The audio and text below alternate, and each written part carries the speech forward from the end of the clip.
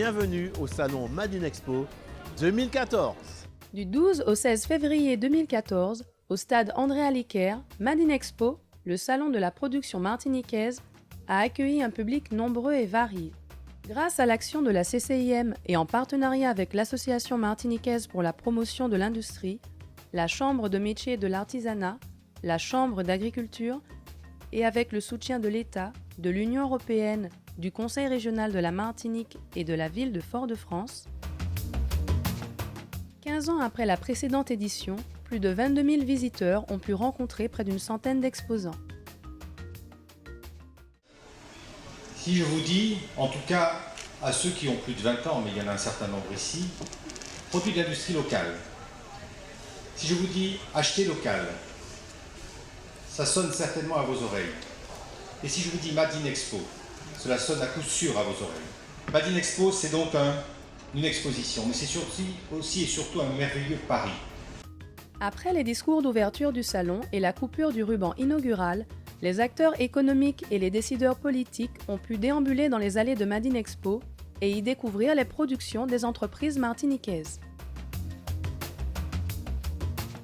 Répartis sur 7500 m², regroupés autour de 7 pôles, agrotransformation, industrie chimique, construction, équipement de la maison, environnement énergie, artisanat de production, technologie de l'information et de la communication, les exposants ont pu montrer leur savoir-faire, leur production et échanger avec le grand public, mais aussi avec les nombreux autres professionnels.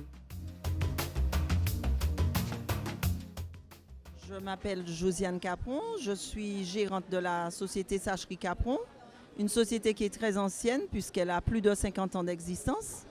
Nous avons démarré cette activité industrielle avec la fabrication de sacs papier. Puis nous avons progressé à partir des années 60 en adjoignant à la sacherie papier la sacherie plastique qui nous permet non seulement de faire des sacs plastiques mais également toutes sortes de gaines et de films. Par la suite, vers les années 85-87, nous avons diversifié encore nos activités en y adjoignant la fabrication de vaisselle jetable. Je me présente, je suis Nicole Vanière du Monde des S, fabricant des bijoux, des paniers, des chapeaux, des poteries habillées et aussi des danjans. Donc c'est la biscuiterie Le Vent. Ce qu'on fait nous, c'est simplement des biscuits artisanaux locaux avec les saveurs locales, les saveurs du pays, donc goyave, ananas, coco, cannelle. Et on essaye de préserver, je dirais, la tradition à travers quand même une touche de modernité. Et on est donc distribué sur toute l'île. Bonjour, donc vous êtes aujourd'hui sur le stand de la SNIL qui représente les marques Yoplait et Carré Antillaise. Donc Yoplait est une marque internationale vendue en Martinique, fabriquée localement, donc fraîchement fabriquée. Donc vous avez toute une gamme de produits que nous avons aujourd'hui, principalement donc des yaourts et des yop. Et vous avez également Carré Antillaise. Donc Carré Antillaise est également fabriquée localement, avec toute une gamme de produits locaux, notamment la goyave et la prune, qui sont des produits fabriqués vraiment localement. Bonjour, je suis Nicolas Augustin, je suis président de l'association Martinique Tech, qui est une association d'entrepreneurs du numérique, entrepreneurs du secteur des TIC, d'entreprises qui produisent des sites web, des applications mobiles, des applications 3D, tout ce qui concerne l'informatique et la communication dans ce domaine en tout cas. Nous travaillons entre autres donc, à construire un peu l'écosystème de TIC martiniquais pour faire émerger ce secteur dans l'économie martiniquaise aujourd'hui. Nous nous attendons sur www.martiniquetech.com ou facebook.com/martiniquetech.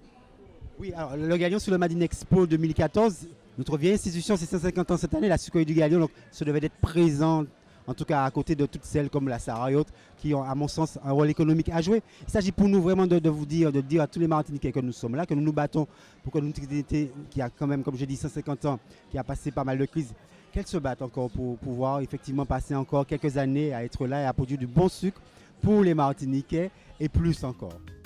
Parmi les temps forts du salon Made in Expo, des démonstrations ont permis aux visiteurs de découvrir ou de redécouvrir des savoir-faire traditionnels, comme la confection artisanale des philibots ou la fabrication de poteries.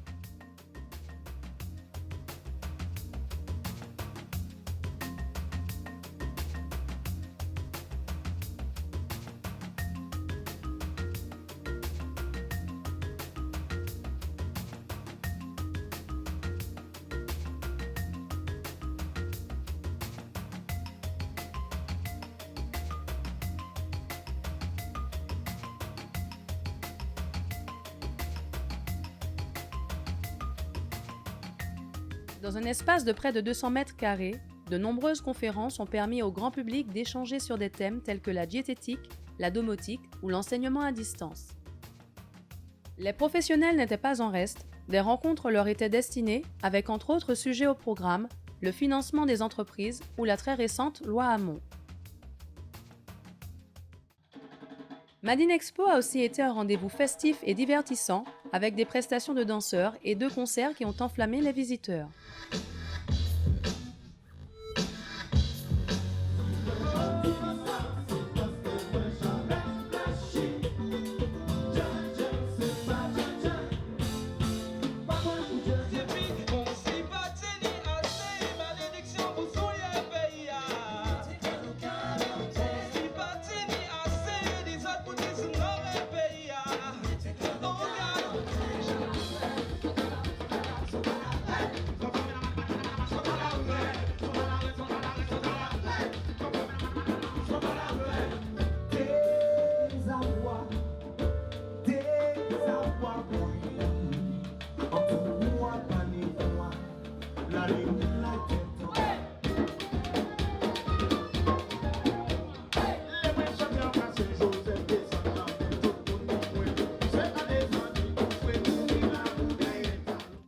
Madinexpo a été un véritable succès populaire et les visiteurs ont été nombreux à exprimer leur satisfaction et l'envie qu'une nouvelle édition voit très bientôt le jour.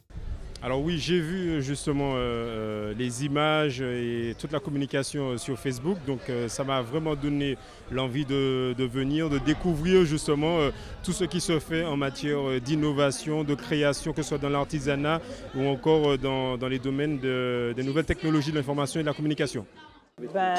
Très sympathique, d'autant que j'ai ouï dire que ça faisait des années que ça ne s'était pas déroulé. Et pour revenir à ça, je trouve que c'est quand même une réussite. Et la chose principale, c'est d'autant d'inciter à consommer local. Et on constate, et justement j'ai découvert certains produits que je ne connaissais pas du tout. Et il y a quand même de l'avenir et on peut quand même reconduire la chose. Eh bien ce soir nous sommes vraiment très satisfaits parce que le public très clairement a manifesté sa satisfaction lui-même. Le public qui avait besoin de cette opération qui était silencieuse depuis 15 ans et puis les exposants aussi.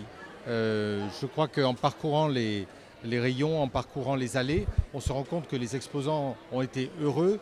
Des exposants qui n'avaient pas pu venir et s'inscrire à temps nous ont demandé à pouvoir s'inscrire et nous ont déjà demandé à quand la prochaine édition. Je pense qu'il faut y voir là déjà une reconnaissance de la production locale en tant que telle. C'est un thème qui est redevenu d'actualité après 2009 et que nous voulions porter nous-mêmes et notre mandature à la Chambre de commerce l'avait dit très clairement dès les premiers mois.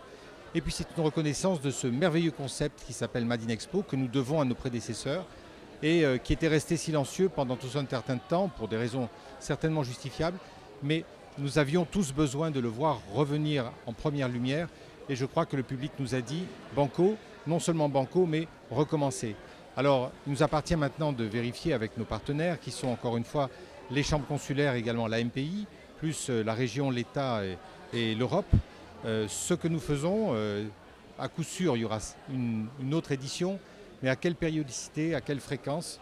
Je pense qu'il faut faire cela de façon aussi professionnelle que ça a été fait cette fois-ci, pour que tout le monde soit heureux et que nous ayons encore plus d'exposants de la production locale au prochain Madinexpo.